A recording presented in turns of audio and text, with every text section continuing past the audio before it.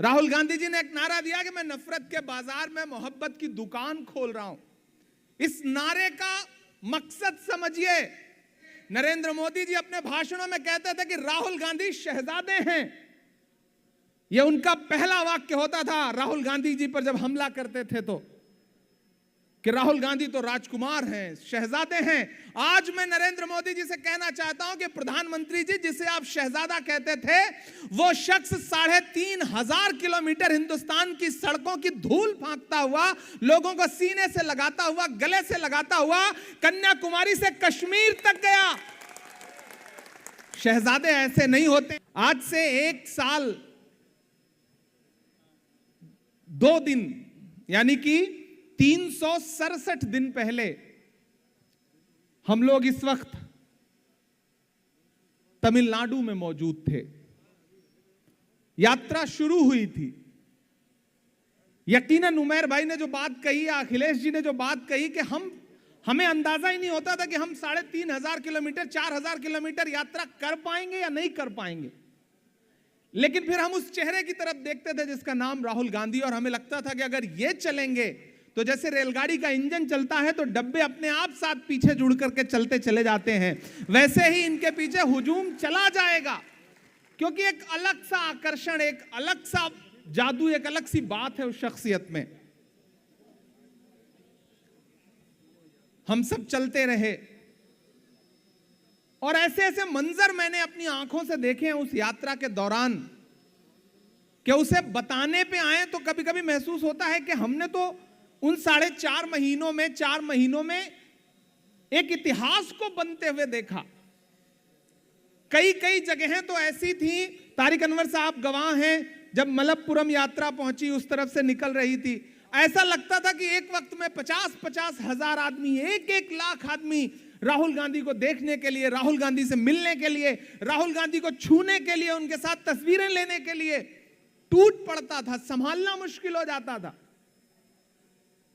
जब यात्रा तमिलनाडु से चली तो भारतीय जनता पार्टी के लोगों ने कहा कि यात्रा तमिलनाडु तक अच्छी रहेगी क्योंकि वहां पे डीएमके और कांग्रेस के गठबंधन की सरकार है, आगे बढ़ेंगे तो समझ में आ जाएगा। यात्रा तमिलनाडु पार करके जब केरल में आई तो एक अलग तरह का कल्चर, एक अलग तरह का खान पान, एक अलग तरह के लोग, अलग तरह की भाषा। लेकिन आप यकीन करें कि जो जोश, जो जज्बा, जो भीड़ तमिलनाडु में थी, जब केरल पहुंचे हैं तो वो कई गुना बढ़ चुकी थी और जोश कई गुना बढ़ चुका था। हम उसके बाद आगे बढ़े और हम कर्नाटक आए। तो कर्नाटक में एक मंजर मैं आपको बताता हूं। हम उस वक्त बेल्लारी और मंड्या के आसपास कहीं एक जगह है, वहां पर थे। अखिलेश जी, मैं आगे आगे चल रहा था, राहुल जी से थोड़ा सा आगे, तो मैंने देखा कि एक बुजुर्ग 80-82 साल की एक बुजुर्ग महिला जो है, वो हाथ में जो खीरा होता है ना, हम लोग खीरा ककड़ी जो खाते हैं, वो खीरा लेकर के खड़ी थी। तो मीडिया के बहुत सारे साथी जो है वो जब इस तरह के किसी दृश्य को देखते थे तो उनसे बात करने की कोशिश करते थे। तो वहां के जो लोकल मीडिया के लोग थे उन्होंने पूछा कि आप इस यात्रा में खीरा लेकर के क्या करने आई हैं? तो उस महिला के जवाब पे मेरी आंखें नम हो गईं। उस महिला ने कहा कि मेरे पास 1 इंच भी खेत नहीं था, लेकिन राहुल गांधी की दादी ने यानी कि इंदिरा गांधी ने जब भूमि सुधार कानून लागू किया तो मुझे थोड़ी सी जमीन मिली थी, ये खीरा उसी खेत का है, मैं तोहफा देने के लिए लाई हूं राहुल गांधी को। हमने ऐसे ऐसे दृश्य देखे हैं, मैं गवा रहा हूं। यात्रा जब कर्नाटक से आगे बढ़ी, आंध्र प्रदेश आई, हर राज्य में ऐसा लगता था कि कुछ बदलता जा रहा है। और इस बीच हुआ क्या कि भारतीय जनता पार्टी ने राहुल गांधी जी की टी शर्ट के रेट पता करने शुरू किए।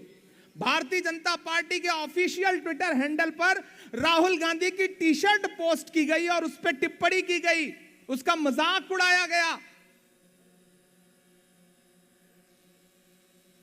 भारतीय जनता पार्टी इस स्तर पर उतर आई कि जब राहुल गांधी जी की दाढ़ी थोड़ी चलते चलते बढ़ गई तो उनकी दाढ़ी की तुलना सद्दाम हुसैन से भारतीय जनता पार्टी के एक मुख्यमंत्री ने की।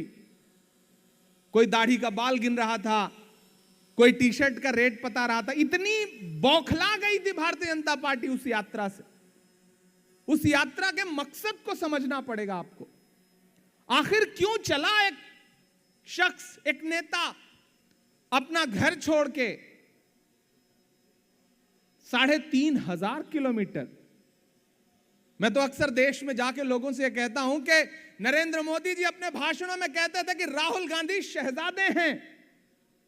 यह उनका पहला वाक्य होता था राहुल गांधी जी पर जब हमला करते थे तो, कि राहुल गांधी तो राजकुमार हैं, शहजादे हैं। आज मैं नरेंद्र मोदी जी से कहना चाहता हूं कि प्रधानमंत्री जी, जिसे आप शहजादा कहते थे, वो शख्स 3,500 किलोमीटर हिंदुस्तान की सड़कों की धूल फांकता हुआ, लोगों को सीने से लगाता हुआ, गले से लगाता हुआ, कन्याकुमारी से कश्मीर तक गया। शहजादे ऐसे नहीं होते हैं, ऐसे तो हिंदुस्तान के वो आम नागरिक होते हैं। और आप जो खुद को फकीर कहते हैं, एक तरफ एक शहजादा है जिसे आप शहजादे का लक़ब देते हैं, वह हिंदुस्तान की सड़कों की खाक छानता रहा। और पहन क्या रखा था उसने? सिर्फ एक टी शर्ट सफेद कलर की, एक ट्राउजर, एक जूता। टेम्परेचर 2 डिग्री 3 डिग्री, ये भारत जोड़ो यात्री जो बैठे हुए हैं सब गवाह हैं कि जब टेम्परेचर 2 डिग्री 3 डिग्री पहुंच गया था, उस समय पूरे देश में चर्चा का विषय था कि राहुल गांधी को ठंड क्यों नहीं लगती। तब राहुल गांधी जी ने कहा था कि अगर इस देश के किसान को ठंड नहीं लगती तो फिर मुझे भी नहीं लगती। वो उस दर्द को महसूस करना चाहते थे। एक तरफ वो व्यक्ति है जो पूरे हिंदुस्तान की खाक छानता है, और एक तरफ वो फकीर है जो खुद को फकीर कहता है और 10 लाख का सूट पहनता है और 8,500 करोड़ के जहाज में दुनिया का चक्कर लगाता है। अब आपको फैसला करना है कि आपका कौन है, आपका अपना कौन है। राहुल गांधी जी ने एक नारा दिया कि मैं नफरत के बाजार में मोहब्बत की दुकान खोल रहा हूं। इस नारे का मकसद समझिए। एक बड़े शायर ने कहा कि चिरागों के सफर में दबदबा हो आंधियों का, तो फिर अंजाम जुल्मत के सिवा कुछ भी नहीं होगा। ये दुनिया नफरतों के आखिरी स्टेज पर है, इलाज इसका मोहब्बत के सिवा कुछ भी नहीं होगा।